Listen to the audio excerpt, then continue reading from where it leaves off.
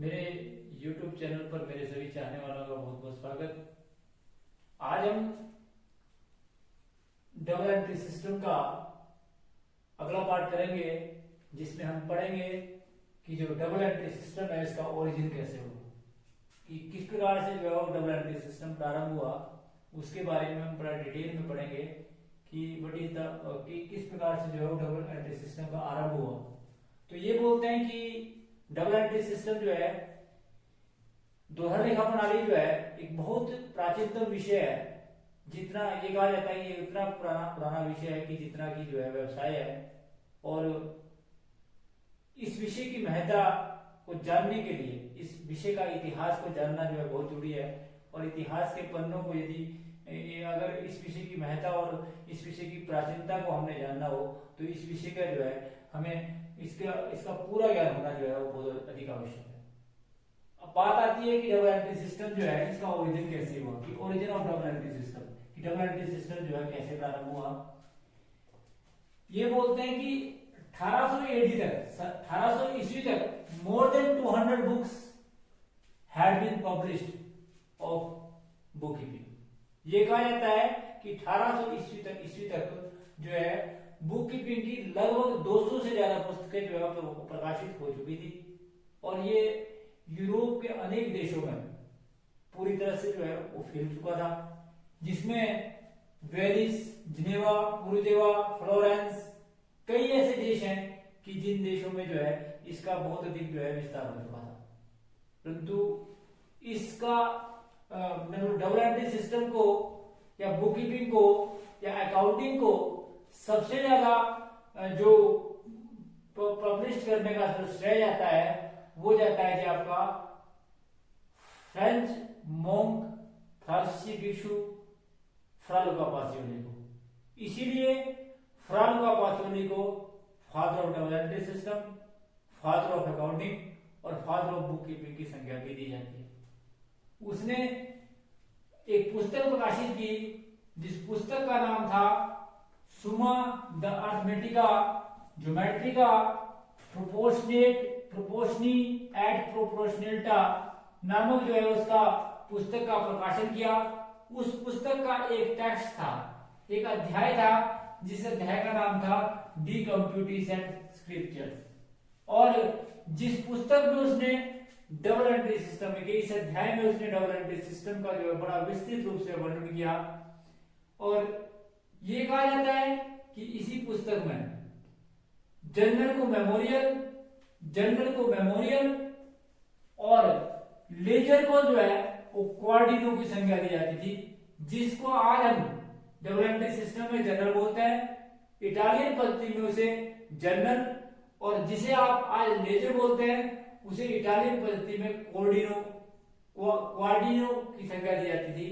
तो बात आती है कि किस प्रकार से जो है आज हम जनरल और लेजर का जो वर्णन करते हैं। तो मैंने आपको बताया कि यूरोप के अनेक देशों में इसके जो अनुयायी थे उन्होंने यूरोप के अनेक देशों में जो है इसका प्रकाशन किया, और जिसके प्रकाशन के बाद ये बोलते हैं कि ये जो है आपका फ्रा लुका पासियोली जो है father of accounting, father of book keeping के नाम से जो है मशहूर हुआ। उसके बाद 1544 में 1544 के में ह्यूज ओल्ड कैस्टल ने इंग्लिश सिस्टम इंग्लिश में जो है वो इटालियन पद्धति का अनुवाद किया, और डबल एंट्री सिस्टम के डेबिट और क्रेडिट की विस्तृत व्याख्या की। इंग्लिश में प्रकाशन के बाद इंग्लैंड के पूरे इंग्लैंड कंट्री में जो है वो डबल एंट्री सिस्टम जो है वो प्रसिद्ध हुआ, और डबल एंट्री सिस्टम का डेबिट और क्रेडिट का अर्थात कि प्रत्येक खाते का जो है वो दो भाग होते हैं, डेबिट और क्रेडिट, इसकी विस्तृत व्याख्या जो है 1544 ईस्वी में ह्यूज ओल्ड कैस्टल ने की। उसके बाद ये बोलते हैं कि 1553 ईस्वी में जेम्स पुले एक अकाउंटेंट हुआ, जिसने विस्तृत व्याख्या डेटर और क्रेडिटर की अपनी इस पुस्तक में की। और उसके बाद आप सभी जानते हैं कि 17वीं शताब्दी तक जो है ये विषय जो है इटालियन पद्धति में अर्थात पासियोली की पद्धति में बहुत महत्वपूर्ण परिवर्तन हुए और उसमें आप सभी जानते हैं कि डी डेयर और शेल गिव, क्योंकि इटालियन पद्धति में डी डेयर डेबिट को डी डेयर बोलते हैं और क्रेडिट को जो है वो शेल गिव की संज्ञा दी जाती है। तो 17वीं शताब्दी में जो है जेम्स बुले ने ही ये बोलते हैं कि लेजर के दो भाग बनाए, जिसमें डी डेयर को डेबिट और शेल गिव को क्रेडिट की संज्ञा दी गई। तो जिसमें लेजर के दो भाग होते हैं, आप सभी जानते हैं, लेफ्ट हैंड साइड जो है डेबिट साइड होती है और राइट हैंड साइड जो है क्रेडिट साइड होती है। परंतु इटालियन पद्धति में डेबिट साइड को जो है डी डेयर और क्रेडिट साइड को जो है वो शेल गिव की संज्ञा दी जाती थी, परंतु उसमें जो है परिवर्तन किया और डी डेयर और शेल गिव की जो है डी डेयर को डेबिट और शेल गिव को क्रेडिट लेजर के दो भागों में इसको बांटा। उसके बाद ये बोलते हैं 1785 ईस्वी में एडवर्ड जोन्स हुआ, उसने क्या किया, English system of book keeping का व्याख्या की और English system of book keeping की व्याख्या करते समय उसने जो है ये कहा कि इसमें जो महत्वपूर्ण परिवर्तन उसने किया वो क्या कि जनरल का पहले एक कॉलम होता था और अब जनरल के एक कॉलम के स्थान पर उसने दो कॉलम बनाए, जिसमें जो आपका डेबिट साइड और क्रेडिट साइड, उसी ने इसमें सब्सिडरी बुक्स ऑफ अकाउंट की भी व्याख्या की, जिसमें cash book, purchase book, sale book, purchase return book, sale return book, bill receiver book, bills payable book, इन पुस्तकों को कैसे लिखा जाता है और उसके बाद इसके बैलेंसेस निकाले, इसकी लेजर पोस्टिंग कैसे होती है और उसके बाद उसने ये बताया कि जनरल में की गई जर्नल एंट्री और लेजर में की गई पोस्टिंग जो है वो सही है, क्योंकि इसके बाद उसने ट्रायल बैलेंस बनाई और ट्रायल बैलेंस का मिलना इस अर्थमेटिक एक्यूरेसी ऑफ अकाउंट के बारे में बताता है। अर्थमेटिक एक्यूरेसी ऑफ अकाउंट का मतलब होता है जनरल जो आपकी जनरल में की गई जर्नल एंट्री और लेजर में की गई पोस्टिंग जो है वो बिल्कुल सही है, इसकी व्याख्या जो है उसने इसके अंदर की। उसके बाद क्योंकि मैंने आपको बताया कि पहले ये विषय जो है गणित के विषयों के साथ पढ़ाया जाता था, परंतु इसमें इतने अधिक महत्वपूर्ण परिवर्तन हुए कि आज ये विषय जो इतना महत्वपूर्ण विषय बन चुका है कि इसकी अपनी बहुत सारी इंडिपेंडेंट ब्रांचेज है और इंडिपेंडेंट रूप से ये विषय जो है वो पढ़ाया जाने लगा। तो ये था जी आपका कि डबल एंट्री सिस्टम का किस प्रकार से ओरिजिन हुआ। ये बहुत प्राचीनतम विषय में जैसे आपको बताया ये उतना पुराना है कि जितनी की मुद्रा या जितना की व्यवसाय है। उसके बाद अब बात आती है कि meaning of double entry system, कि डबल एंट्री सिस्टम से आप क्या समझते हैं। तो डबल एंट्री सिस्टम एक प्रकार का ऐसा सिस्टम है जिसमें प्रत्येक व्यवहार का दौरा लिखा गया है। Every debit entry must corresponding a credit entry and every credit entry must corresponding a debit entry. Every receiver a giver and every giver a receiver.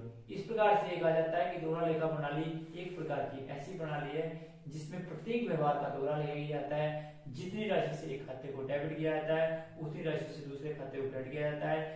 दोहरा लेखा करने का मतलब, यहाँ इस बात का विशेष ध्यान रखें, इस बात को आप विशेष रूप से समझें कि किसी एंट्री को दो बार लिखना नहीं है, बल्कि ये कहा जाता है कि प्रत्येक व्यवहार का यदि एक नाम पक्ष होता है तो उतना ही उसका जमा पक्ष भी होता है। अर्थात every debit entry must corresponding to credit entry and every credit entry must corresponding to debit entry.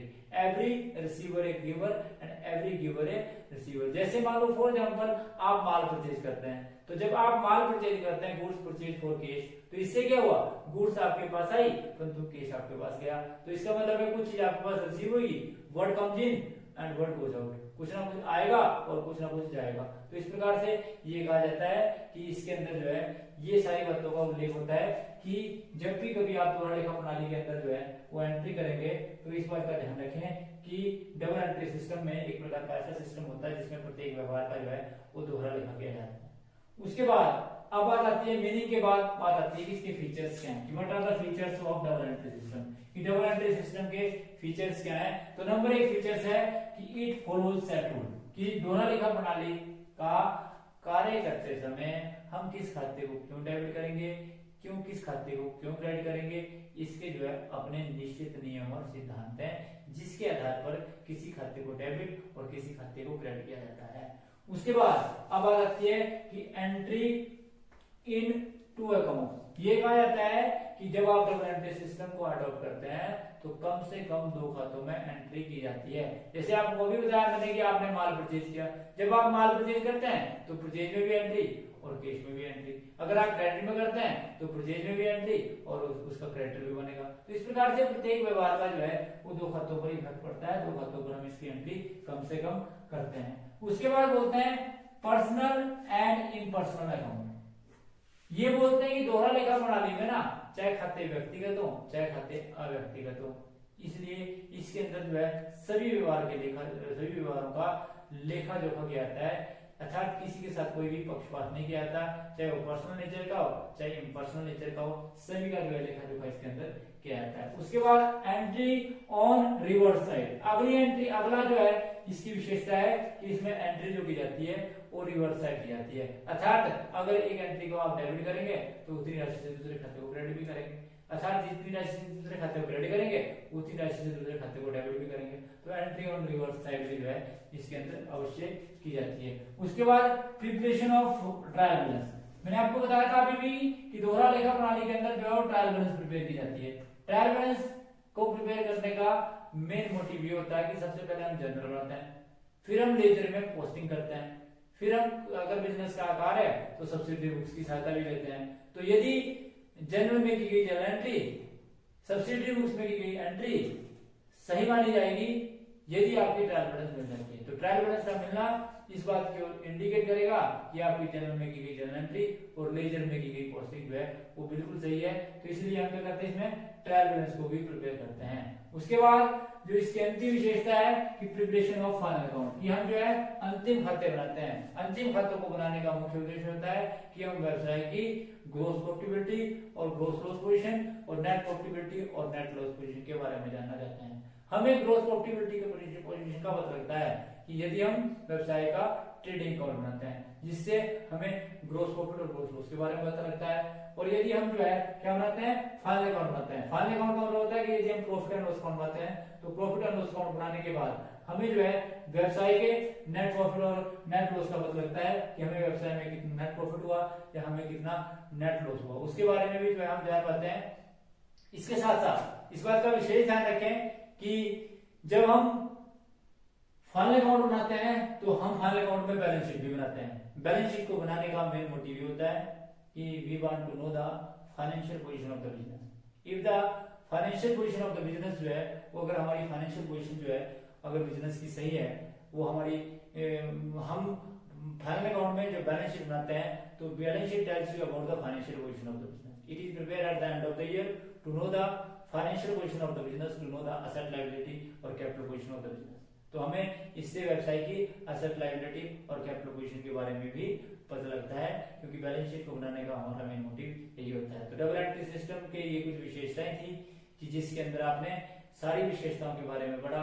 तो हमारा जो है आज हमने पढ़ा कि डबल एंट्री सिस्टम का ओरिजिन कैसे हुआ, इसका मीनिंग क्या है और इसकी विशेषताएं क्या है। तो आज का हमारा टॉपिक यहीं पर समाप्त होता है। Thanks for watching the video.